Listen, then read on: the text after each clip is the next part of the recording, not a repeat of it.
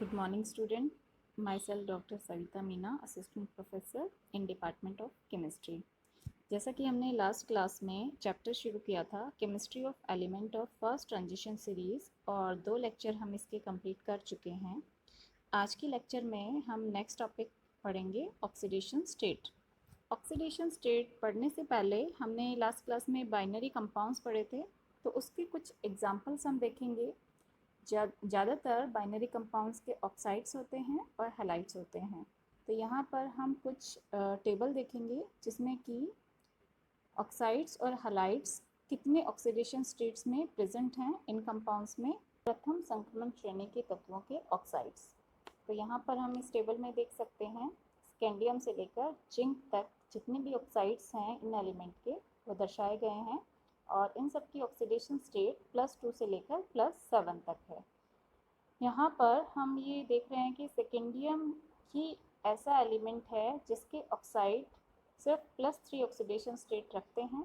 इसके अलावा टाइटेनियम से लेकर कॉपर तक के जितने भी एलिमेंट्स हैं उनकी ऑक्सीडेशन स्टेट वेरिएबल है, वो वेरिएबल ऑक्सीडेशन स्टेट शो करते हैं। इसी कारण इनके ऑक्साइड्स अधिक बनते हैं, जैसे कि टाइटेनियम में +2 से +4 ऑक्सीडेशन स्टेट वाले ऑक्साइड्स हैं, वेनेडियम में +5 तक हैं। ऐसे ही मैग्नीज में +2 से लेकर +7 ऑक्सीडेशन स्टेट तक के ऑक्साइड्स हमें मिल सकते हैं। कॉपर में +1 +2 दो तरह के ऑक्साइड्स हमें मिलते हैं जिनकी ऑक्सीडेशन स्टेट 1 और 2 होती है। इसमें हम एक बात ये देख सकते हैं कि जो स्टार्टिंग कंपाउंड्स हैं ट्रांजिशन एलिमेंट के, उनकी ऑक्सीडेशन स्टेट जो हायर ऑक्सीडेशन स्टेट है वो उनके रो के नंबर की इक्वल है। उसके बाद जैसे जैसे हम लास्ट एलिमेंट्स की तरफ जाते हैं, निकिल, कॉपर, जिंक, कोबाल्ट, तो हम ये देखते हैं कि इनकी ज़्यादातर जो +2 ऑक्सीडेशन स्टेट है वो स्टेबल होती है।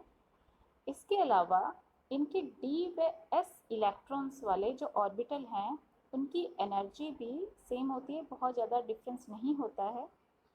इसी कारण डी और एस दोनों के इलेक्ट्रॉन बंध बनाने में पार्टिसिपेट करते हैं और इस बंध बनाने के कारण इनके ऑक्साइड्स वेरिएबल ऑक्सीडेशन स्टेट वाले होते हैं। एक से ज़्यादा ऑक्साइड बनाए जा सकते हैं जिनकी ऑक्सीडेशन स्टेट भी डिफरेंट होता है। अब हम बात करते हैं सेकेंडियम से लेकर जिंक तक, तो इनका जो त्रिज्या अनुपात है संक्रमण श्रेणी में, तो अगर हम बाएं से दाईं तरफ जाते हैं तो धातु आयन की त्रिज्या कम होने के कारण इनकी जो कोऑर्डिनेशन संख्या है वो भी कम हो जाती है, लेकिन इनकी संरचना व कोऑर्डिनेशन संख्या के संबंध में कोई भी रेगुलरिटी यहाँ पर दिखाई नहीं दे रही है। श्रृंखला में ज़्यादातर धातु आयन्स हैं उनके ऑक्साइड ऑक्टाहेड्रल फॉर्म में घिरे रहते हैं और अंत में आने वाले धातु आयन टेट्राहेड्रल होल्स में प्रेजेंट रहते हैं। तो इनकी प्रॉपर्टीज़ एलिमेंट्स की डिफरेंट होती है, कुछ ऑक्टाहेड्रल हॉल में होते हैं और कुछ टेट्राहेड्रल हॉल में होते हैं। अब ये नेक्स्ट है प्रथम संक्रमण श्रेणी के स्थायी हैलाइड्स। तो जितने भी एलिमेंट हैं टाइटेनियम से लेकर कॉपर तक, ये सब ऑक्साइड्स के अलावा हैलाइड्स भी बनाते हैं और इनकी ऑक्सीडेशन स्टेट भी +2 से लेकर +6 तक और इसके अलावा भी हो सकती हैं। यहाँ पर हम देख सकते हैं कि टाइटेनियम +2 ऑक्सीडेशन स्टेट में क्लोराइड, ब्रोमाइड व आयोडाइड के साथ कॉम्प्लेक्स बनाता है, इसके हैलाइड्स बनाता है। +3 में हमने लिखा है TiX3। X यहाँ डिनोट करता है कि क्लोराइड भी हो सकता है, ब्रोमाइड, फ्लोराइड या आयोडाइड चारों हो सकते हैं। अब जैसे जैसे हम जाते हैं टाइटेनियम से कॉपर तक, तो निकिल सिर्फ एक ही +2 ऑक्सीडेशन स्टेट में हैलाइड्स बनाएगा और हैलाइड उसके क्लोराइड, ब्रोमाइड, फ्लोराइड, आयोडाइड सभी हो सकते हैं। स्थायी ऑक्सीकरण स्टेट की धातु ज़्यादातर ऑक्साइड्स भी बनाती हैं और चारों तरह के हैलाइड्स भी बनाती हैं, परंतु जैसे जैसे हम हायर ऑक्सीडेशन स्टेट की तरफ जाते हैं तो यह देखा जाता है कि इनके फ्लोराइड ही ज़्यादा स्टेबल होते हैं, परंतु लो ऑक्सीडेशन स्टेट में हम अगर हैलाइड्स की बात करें तो इनके आयोडाइड सबसे ज़्यादा स्टेबल होंगे।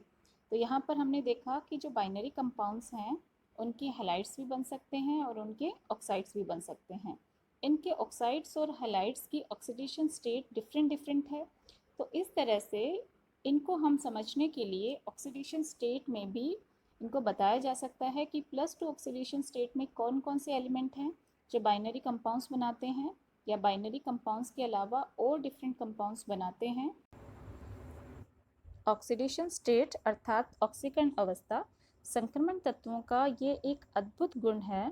इनके द्वारा हम ये बता सकते हैं कि फर्स्ट ट्रांजिशन सीरीज़ के एलिमेंट वेरिएबल ऑक्सीडेशन स्टेट रखते हैं। इनका यह गुण इसलिए है क्योंकि N-1d तथा Ns में इलेक्ट्रॉन होते हैं तथा ये दोनों एनर्जी लेवल्स एक दूसरे के बहुत पास होने के कारण इनके इलेक्ट्रॉन इजीली एक दूसरे में ट्रांसफ़र हो सकते हैं इनकी स्टेबिलिटी के आधार पर, और इन इलेक्ट्रॉन्स को आसानी से निकाला जा सकता है। तो इनकी जो ये वेरिएबल ऑक्सीडेशन स्टेट हैं, इनका मेन रीज़न यही है कि s इलेक्ट्रॉन के साथ साथ d से भी इलेक्ट्रॉन्स को निकाल सकते हैं। यहाँ पर हमने ये एटॉमिक नंबर 21 से 30 तक बताया है। स्कैंडियम से लेकर जिंक तक +3 ऑक्सीडेशन स्टेट ऑलमोस्ट कंपाउंड्स में पाई जाती है इन एलिमेंट्स में। कॉपर ऐसा है जिसमें कि +3 ऑक्सीडेशन स्टेट नहीं पाई जाती है। इसके अलावा जनरली इनकी +3 ऑक्सीडेशन स्टेट स्थायी होती हैं और कुछ ऐसे हैं जिनमें +3 ऑक्सीडेशन स्टेट के अलावा अदर ऑक्सीडेशन स्टेट्स भी स्टेबल होती हैं। एग्जाम्पल के लिए स्कैंडियम, यह ट्रांजिशन सीरीज़ का फर्स्ट एलिमेंट है जो कि +3 ऑक्सीकरण स्टेट में पाया जाता है। इसका रीज़न यह है कि इसका जो आयनन ऊर्जा है, इसकी फर्स्ट आयनन ऊर्जा, उनके मान काफ़ी कम होते हैं और सेकंड और थर्ड जो आयनन ऊर्जाएं हैं उनके मान भी बहुत कम होते हैं, उनमें अंतर काफ़ी कम होता है, जिसके कारण तीनों इलेक्ट्रॉन को इजीली निकाला जा सकता है। इसीलिए स्कैंडियम +3 ऑक्सीडेशन स्टेट में इजीली पाया जाता है। उसके बाद की अगर एलिमेंट्स की हम बात करें तो बाएं से दाईं ओर चलने पर यह जो आयनन ऊर्जा का अंतर है ये धीरे धीरे बढ़ने लगता है। इस अंतर के बढ़ने के कारण इनके +2 एवं +3 ऑक्सीकरण अवस्थाएं ज़्यादा स्टेबल होने लगती हैं। जैसे ही हम स्कैंडियम से मैग्नीज की तरफ जाते हैं, d ऑर्बिटल में इलेक्ट्रॉन्स की संख्या बढ़ने लगती है। इलेक्ट्रॉन की संख्या बढ़ने के कारण इनकी ऑक्सीडेशन स्टेट हैं वो ज़्यादा पाई जाती हैं, क्योंकि जितने अधिक d इलेक्ट्रॉन होंगे उतने ही ज़्यादा इलेक्ट्रॉन्स s एवं d से निकाले जा सकते हैं। परंतु जैसे ही हम मैग्नीज से कॉपर, जिंक की तरफ जाने लगते हैं तो इलेक्ट्रॉन्स की पेयरिंग शुरू हो जाती है। इलेक्ट्रॉन की पेयरिंग होने की वजह से इलेक्ट्रॉन्स को निकालना आसान नहीं होता है।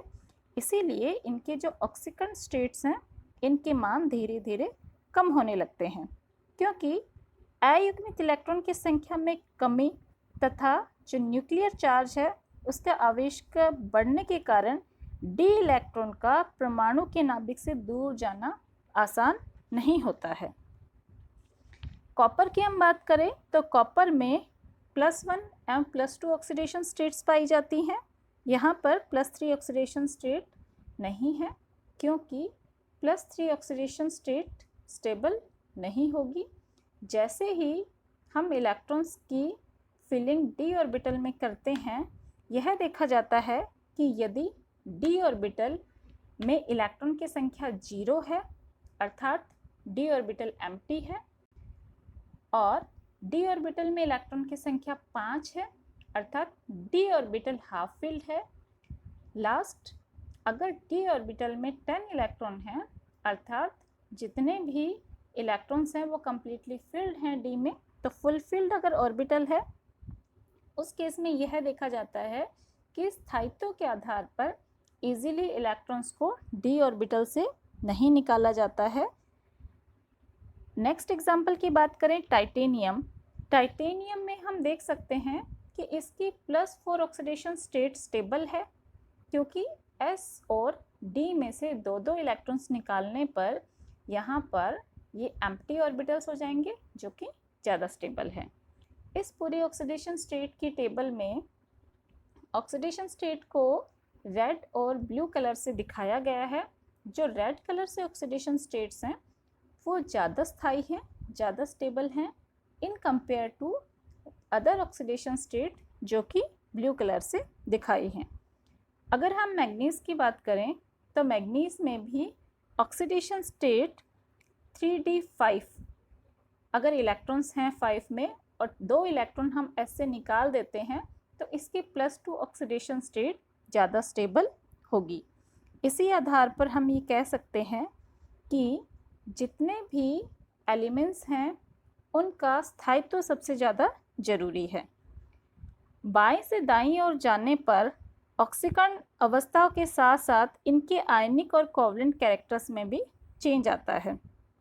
जिनका ऑक्सीडेशन स्टेट हाई होता है वो जनरली आयनिक यौगिक नहीं बनाते हैं, क्योंकि 3 इलेक्ट्रॉन निकल जाने के बाद बाकी के इलेक्ट्रॉन्स नाभिक से इतने स्ट्रांगली बॉन्डेड होते हैं या अट्रैक्टेड होते हैं कि उनको निकालना इतना आसान नहीं होता है। सिर्फ सेकेंडियम ही ऐसा है जिसमें कि सबसे ज़्यादा आयनिक कैरेक्टर पाए जाते हैं।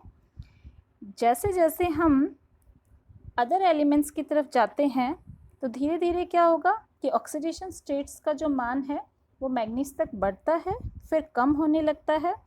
तो मैग्नीज तक जाते जाते जो आयनिक कैरेक्टर्स हैं उनमें भी चेंज आने लगता है, क्योंकि आयनिक गुण उन संक्रमण तत्वों में सबसे अधिक होते हैं जिनकी निम्न ऑक्सीकरण अवस्था होती है, और आयनिक गुण ऑक्सीकरण अवस्था बढ़ने के साथ साथ घटते हैं।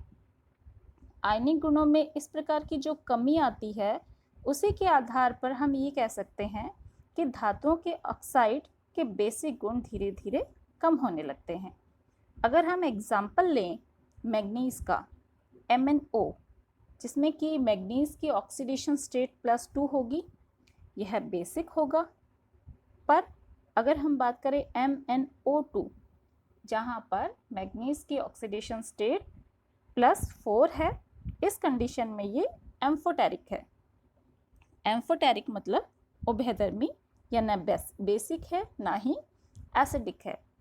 अगर हम बात करते हैं MnO3, तो इस कंडीशन में ऑक्सीकरण अवस्था +6 है, अर्थात इसकी जो प्रॉपर्टी है यह एसिडिक होगी। तो इस तरह से ऑक्सीडेशन स्टेट का उसकी स्टेबिलिटी से, उसकी प्रॉपर्टी से रिलेशन होता है, जिसके आधार पर हमने इसे समझा। अब हमने जितने भी ऑक्सीडेशन स्टेट्स बताई हैं +2 से लेकर +7 तक, इनकी हम डिटेल में स्टडी करेंगे। यदि हमारे पास ऐसे कॉम्प्लेक्सेस हैं, कंपाउंड्स हैं जो कि +2 ऑक्सीडेशन स्टेट में है, तो ऐसे कॉम्प्लेक्सेस कैटायनिक भी हो सकते हैं, एनायनिक भी हो सकते हैं, न्यूट्रल भी हो सकते हैं। यह डिपेंड करता है कि इन एलिमेंट से, ट्रांजिशन एलिमेंट से जो लिगेंड अटैच्ड हैं उन पर चार्ज क्या है, क्योंकि लिगेंड भी नेगेटिव आयन भी हो सकते हैं, न्यूट्रल भी हो सकते हैं। उसके आधार पर कॉम्प्लेक्स पर फुल चार्ज आता है। अब यदि इन कॉम्प्लेक्सेस में एडिशन किया जाए हाइड्रोक्सिल आयन का, तो क्या होगा, ये जो +2 ऑक्सीडेशन स्टेट वाले एलिमेंट हैं, आयन हैं, ये इनका सॉल्यूशन है वो हाइड्रोक्साइड्स देंगे। कुछ हाइड्रोक्साइड क्रिस्टलाइज भी होते हैं, जैसे कि आयरन का हाइड्रोक्साइड, निकिल का हाइड्रोक्साइड्स। और यदि इन्हीं कॉम्प्लेक्सेस की या आयन की हम कार्बोनिक एसिड से रिएक्शन करवाते हैं HCO3 से, तो हमें इनके कार्बोनेट्स मिलते हैं। इनके कार्बोनेट्स के एग्जाम्पल हैं manganese, iron, cobalt, nickel, copper. इनके कार्बोनेट्स हम प्रेसिपिटेट कर सकते हैं यदि इन एलिमेंट की हम रिएक्शन करवाते हैं कार्बोनिक एसिड के साथ में। नेक्स्ट +3 ऑक्सीडेशन स्टेट, जो कि हमने कहा था कि कॉमन है जितने भी ये ट्रांजिशन एलिमेंट हैं फर्स्ट सीरीज़ के। इसके कुछ एक्सेप्शंस हैं, जैसे कि कॉपर में +3 ऑक्सीडेशन स्टेट नहीं पाई जाती है, +1 होती है या +2 होती है। और कुछ अदर एग्जांपल्स भी हैं, जो कि वाटर के लिए स्टेबल नहीं होते हैं, जो कि हैं फ्लोराइड्स हैं, मेटल आयन के यदि फ्लोराइड्स हैं या फिर मेटल आयन के ऑक्साइड्स हैं, ये जनरली आयनिक होते हैं, इसलिए these are not stable towards water. But यदि इनकी क्लोराइड्स हों, ब्रोमाइड्स हों, आयोडाइड्स, सल्फाइड्स और अदर सिमिलर कंपाउंड्स हो, तो इनके जो कैरेक्टर्स हैं ये कोवलेंट होंगे, इसी वजह से ये वाटर के साथ स्टेबल हो सकते हैं।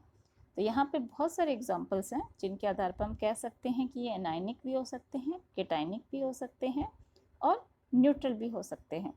परंतु जितने भी ये कॉम्प्लेक्सेस हैं जो +3 ऑक्सीडेशन स्टेट वाले मेटल के होते हैं, इनकी स्ट्रक्चर ऑक्टाहेड्रल होती है। जैसे हमने एग्जांपल दिया है, टाइटेनियम से लेकर कोबाल्ट तक ऑक्टाहेड्रल आयंस हो सकते हैं MH2O6+3 ऑक्सीडेशन स्टेट में। मेटल हम टाइटेनियम से कोबाल्ट तक कुछ भी ले सकते हैं। क्रोमियम थर्ड और कोबाल्ट थर्ड के बहुत सारे ऑक्टाहेड्रल कॉम्प्लेक्सेस हैं जो नॉन हैं, बट ये जितने भी कॉम्प्लेक्सेस हैं ये इनर्ट होते हैं। कोबाल्ट +3 और मैग्नीज +3 आयन, इनको हम वाटर से भी रिड्यूस कर सकते हैं। ऐसे ही टाइटेनियम और वेनेडियम +3 आयंस जो हैं, इनको हम एयर से ऑक्सीडाइज भी कर सकते हैं। तो इनमें ट्रांजिशन एलिमेंट्स में रिडक्शन और ऑक्सीडेशन दोनों तरह की प्रॉपर्टीज़ होती हैं। ये भी इसीलिए क्योंकि इनकी वेरिएबल ऑक्सीडेशन स्टेट्स हैं।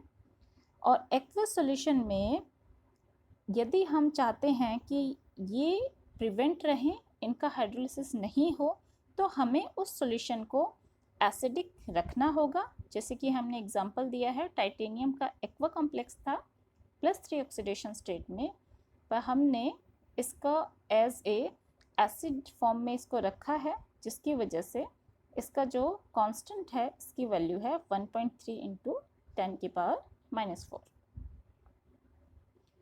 ये कुछ एग्जांपल्स हैं जो बताते हैं कि +3 ऑक्सीडेशन स्टेट वाले जितने भी कंपाउंड्स हैं वो जनरली ऑक्टाहेड्रल कॉम्प्लेक्सेस बनाते हैं।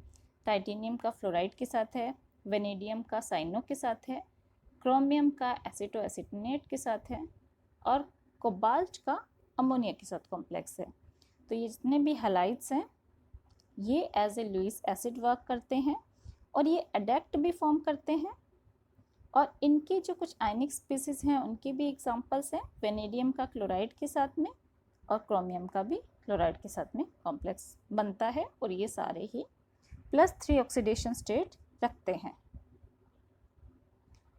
तो इसका मतलब ये है कि जो +3 आयन वाले एलिमेंट्स हैं, कॉम्प्लेक्सेस हैं, ये इनका स्पेशल कैरेक्टर है और इसकी वजह से ये एक बेसिक कार्बोक्सिलेट आयन फॉर्म करते हैं, जिसमें कि ऑक्सीजन एटम हमेशा ही ट्रायंगल ऑफ मेटल एटम के सेंटर में होगा। किस तरह से सेंटर में होगा? यहाँ पे हमने एग्जांपल ये स्ट्रक्चर देख रहे हैं, यहाँ हम देख सकते हैं